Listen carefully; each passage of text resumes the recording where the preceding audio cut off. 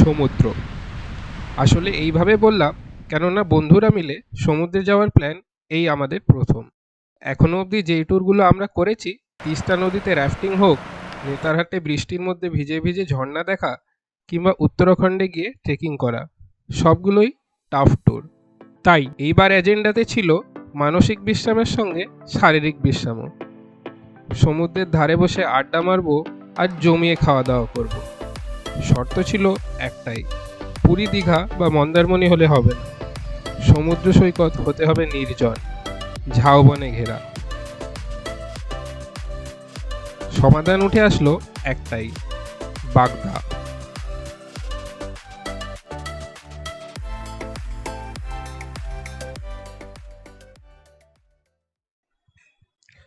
Fun রুটের সঙ্গে ঘুরতে যাওয়ার নতুন পর্বে আপনাদের স্বাগত। ওড়িশার বাগদা সি বিচে যাওয়ার জন্য সবথেকে নিকটবর্তী ট্রেন স্টেশন বালাসোর। সকাল 8:35-এ ফলকনামা ধরে 12টার মধ্যে বালাসোর পৌঁছে যাবেন।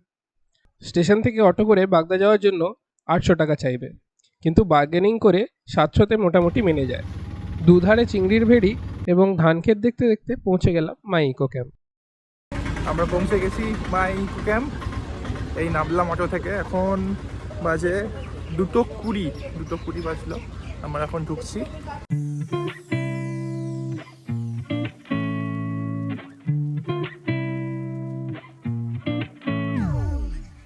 ক্যাম্পে ঢোকা মাত্রই ওয়েলকাম ড্রিঙ্কস হিসেবে ডাবের জল সার্ভ করা হলো। আমরা চট করে ফ্রেশ হয়ে লাঞ্চ করতে চলে এলাম। আসলে ব্রেকফাস্ট করা হয়নি তো খিদেতে পেট চুইচুই করছিল।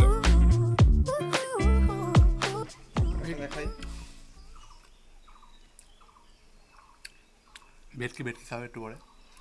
ভেটকি খাচ্ছ? ভেটকির সাইজটাও বেশ বড়। দেবজিৎ বলুন, খাবার কেমন? খাবার খুবই সুন্দর। দুজন কাঁকড়ার ডিশ নিয়েছিল, কাঁকড়ার নীল, আর দুজন নিয়েছিলাম ভেটকি। খাওয়া দাওয়া হয়ে গেছে, এখন বেজেছে প্রায় 4:45। বাট আমরা এই খাওয়া দাওয়া সেরে একটু দোকানে ঘুরে টুরে যাচ্ছি এখন বিচের দিকে। ঠিক আছে, ঢুকছি আমরা ঝাউবনের দিকে, দেখা যাক কেমন লাগে। আশা করি খুবই সুন্দর লাগছে এখান থেকে। জঙ্গল, পুরো জঙ্গল ঝাউবনে।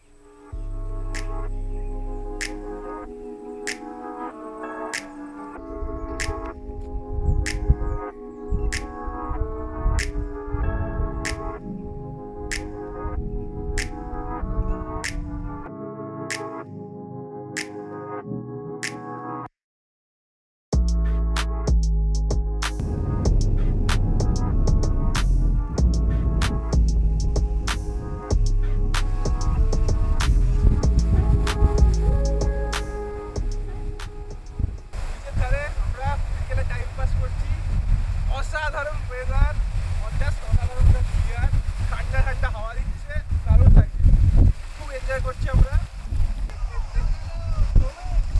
দারুণ লাগছে, এনজয় করছি সবাই, ভালো লাগছে। একদম ফাঁকা বিচ, নির্জন, খুব কমই লোক আছে। বিকেলের দিকে একটু লোক আছে, লোকাল লোক আছে, বাট বেশ খুবই কম। দারুণ লাগছে, ঠান্ডা ঠান্ডা ওয়েদারটা একদম পারফেক্ট। এখন একটু এখানেই থাকবো, টাইম পাস করবো, ওখানে বসবো, একটু বসে আড্ডা মারবো। শুধু ফ্যামিলি না, ডেফিনেটলি ফ্যামিলির জন্য পারফেক্ট জায়গা। ঠিক আছে, কোনো প্রবলেমই নেই এখানে। অনেকের মিসকনসেপশন থাকে যে এখানে নাকি রিস্কি আসা বা ফ্যামিলি নিয়ে আসা যায় না। এটা একদমই না, কমপ্লিটলি সেফ। আসতেই পারেন ফ্যামিলি নিয়ে, বন্ধু বান্ধবের সাথে, যে কোনোভাবে, যে কোনো সব কিছুর জন্যই খুব সুন্দরভাবে উপযুক্ত জায়গা। আসুন, এখানে ভিড়, শহরের ভিড় এড়াতে চাইলে, নির্জন নেচারের কাছে আসতে চাইলে এটা পারফেক্ট প্লেস 2-3 দিনের ডেস্টিনেশনের জন্য, উইকেন্ড ট্রিপের জন্য। ঠিক আছে, একদম পারফেক্ট প্লেস।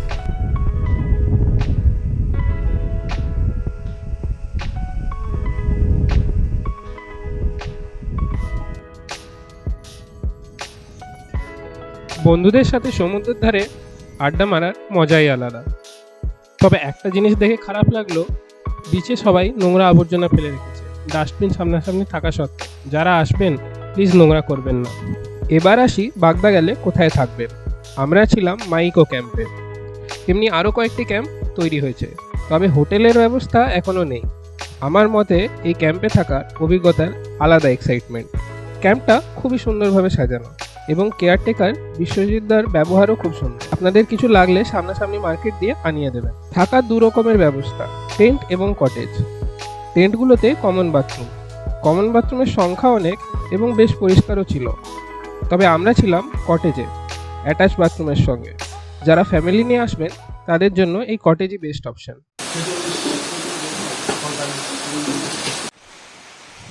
পরের দিন সকাল শুরু হলো বিভৎস বৃষ্টি দিয়ে। ব্রেকফাস্ট সারতে সারতে ঠাকুরকে ডাকতে শুরু করলাম যাতে বৃষ্টি থেমে যায়। আর ভাগ্যও সঙ্গে দিল, ওয়েদার একদম ক্লিয়ার হয়ে গেল এবং বিচে গিয়ে দেখলাম আমরা একেবারে একা। অসাধারণ লাগছিল। বন্ধুরা মিলে ফুটবল খেলতে শুরু করে দিলাম। সমুদ্রেও আমরা নেমেছিলাম বটে, তবে বাগদার এক অনন্য ফিচার হচ্ছে হাঁটার সময় জল 1-2 কিলোমিটার পিছিয়ে যায়। অনেক দূরে গিয়েও ঢেউ পেলাম না। যারা স্নান করবেন সকাল 9টাতে বা বিকেল 4টের সময় ভালো ঢেউ পাবেন।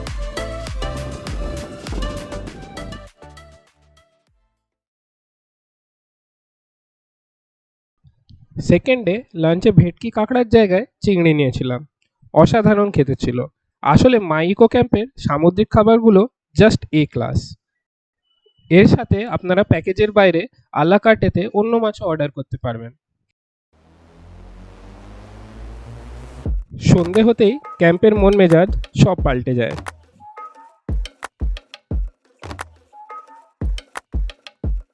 লাইটসে সাজানো ক্যাম্প, বারবিকিউয়ের ধোয়া, গেস্টদের কথার কোলাহলে এক আলাদা সেন্সরি এক্সপিরিয়েন্স নিয়ে আসে। মাইকো ক্যাম্পের প্যাকেজে বিকেলবেলা ভেজ পকোড়া ইনক্লুডেড। তার সঙ্গে আমরা বারবিকিউ চিকেন অর্ডার করেছিলাম। এর দক্ষিণা পড়ল 800 টাকা পার কিলো। এছাড়া আপনারা জংলি চিকেন ফ্রাই, চিকেন পকোড়া এবং আগে থেকে বলে রাখলে সি ফুড বারবিকিউও পাবেন। তবে মাংসটা বেশি পুড়ে ফেলেছিল, একটু ড্রাই লাগছিল। পরের দিন বাগদায় আমাদের শেষ সকাল ছিল।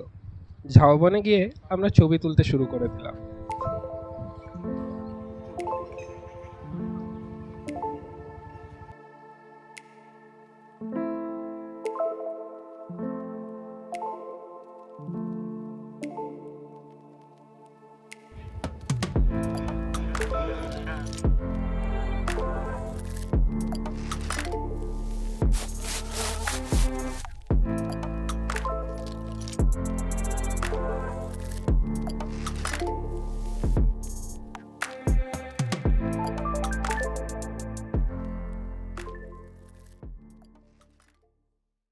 আজকে তো ট্রিপের শেষ দিন, শেষ মুহূর্ত। আমরা একটু পরেই বেরিয়ে যাব বাগদা ছেড়ে। ওভারঅল এক্সপিরিয়েন্স কেমন? ওভারঅল এক্সপিরিয়েন্স মানে এর থেকে বেটার উইকেন্ড ট্রিপ আমি করিনি আজ অবধি। ঠিক আছে, এত চিল্ড, এত পিস বেসিক্যালি। তো ওয়েদারও মানে ওয়েদার আমাদের সাথ দেয় না। আমাদের চ্যানেলে যত ভিডিও আছে, আমরা যত ট্যুর করেছি, কোনোদিনই ওয়েদার আমাদের সাথ দেয়নি। বাট এবারে আসার সময় মনে হচ্ছিল ঘূর্ণিঝড় আসবে, বাট প্রচণ্ড ভালো ওয়েদার পেয়েছি। Not too hot, not too cold, perfect. এবং রিল্যাক্স করেছি, চিল মেরেছি, ঘুরেছি, খেলাধুলো করেছি, ফুটবল খেলেছি বিচে, খাওয়া দাওয়া তো প্রচুর হয়েছে। দারুণ। তার সাথে সুন্দর ওয়েদার, ঠান্ডা হাওয়া, হালকা হালকা বৃষ্টি, মাঝে মাঝে রোদ, পারফেক্ট। এই নির্জন জঙ্গলের মধ্যে লোক কোথাও কেউ নেই, আলাদাই অনুভূতি। হ্যাঁ, মাঝে মাঝে মনে হচ্ছিল বীজটাই আমরা অন করি। তো অসাধারণ এক্সপিরিয়েন্স। এরকম টাইপের জায়গাতে এসে মানে অ্যাকচুয়ালি মানে ফিল করতে পারি যে ট্যুরের মজাটা কি, বা নেচার বেসিক্যালি, প্রকৃতি। বাগদা ভ্রমণের শেষ প্রান্তে পৌঁছে মনের মধ্যে তৃপ্তি ও শান্তি ভরে গেছিল। আমাদের দৈনিক কর্পোরেট জীবনের জেল ভেঙে আমরা 2 দিন উড়ে নিয়েছিলাম। বাগদার ভার্জিন সমুদ্র সৈকত এবং ঝোড়ো হাওয়ার অনুভূতি সত্যিই অনন্য। আশা করব এই ভিডিও আপনাদেরও ভালো লেগে থাকবে। লাইক, কমেন্ট ও সাবস্ক্রাইব অবশ্যই করবেন।